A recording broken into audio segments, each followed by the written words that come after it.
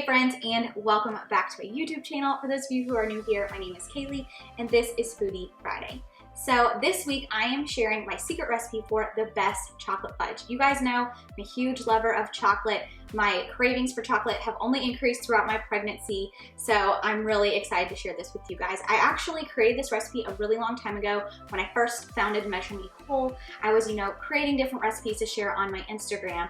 I only had about 500 followers at the time, but this recipe actually trended on Instagram for over a week. It got over 1,000 likes as well as comments on it, and it really seemed to be very popular. So I'm really excited to share this with you guys. Not only did this recipe trend on Instagram, and not only is it super delicious, but it is made with wholesome ingredients that you really can feel good about eating. It also only has 7 grams of carbohydrates per serving and is under 100 calories a serving, so you really can't go wrong with this recipe. Super stoked about making this recipe with you guys. It's so simple, quick to whip up, and you throw it in the freezer and it's made in minutes. So without further ado, let's get to baking.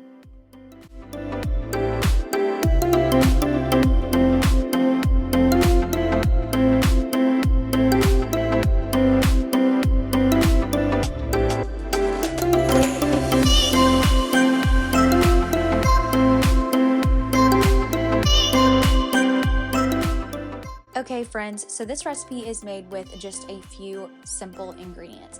To start off, we're gonna have 2 medium sweet potatoes. You'll need this to equal about 2 cups of sweet potatoes mashed. We then have 1/2 cup of unsweetened cocoa powder. You can find my favorite cocoa powder below in the description box. We then have 1/2 cup of all natural almond butter. I get the smooth kind. If you like crunchy, it'll work in this recipe, but I would definitely suggest smooth. We then have 1 1/2 tablespoon of coconut oil softened, 2/3 cup of full fat coconut milk, that's the coconut milk that comes in a can, and 2 scoops of your favorite chocolate protein powder.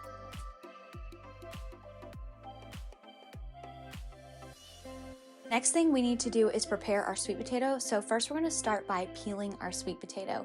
We're then going to cube our sweet potato so that way we can roast it in the oven. I roasted mine at 450 degrees for about 50 minutes so the cubes are soft enough to blend in my blender.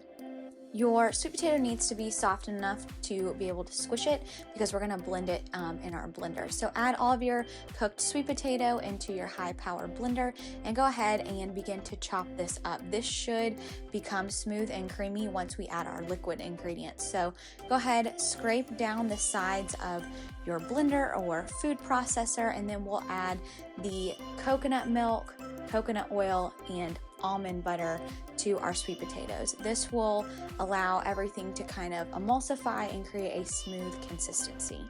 One thing I would like to note about the sweet potato is another way to cook it is cooking it like a traditional baked sweet potato, wrapping it in foil, baking it in your oven, slow roasting it and getting it softened. That's also another way, but I like to go ahead and cube mine and put it in the oven. That way it cooks a little bit faster, but either way works as long as you just get a smooth consistency to your fudge. Once we've achieved that super smooth consistency, it's time to add in our dry ingredients. So add in your 1/2 cup of cocoa powder and your 2 scoops of protein powder of choice to your blender and go ahead and turn it back on and get this all mixed together. I also linked my favorite protein powder below. This recipe is vegan depending on the protein powder that you use. I use a paleo friendly protein powder that I really enjoy, so I've linked that in the description box below. Once our ingredients have come together and created our fudge, we're going to pour this into an 8x8 baking dish. I line mine with parchment paper. This will allow the fudge to come out super easily once it has set in the freezer. Once all of your fudge ingredients are in the pan, it's time to freeze this for about 30 minutes or until solidified.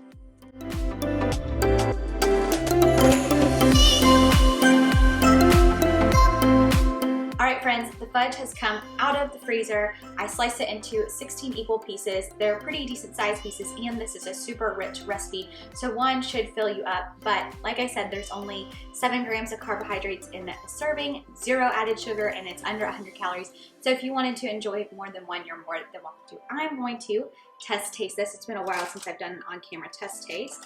So I'm going to pull one of these out of here.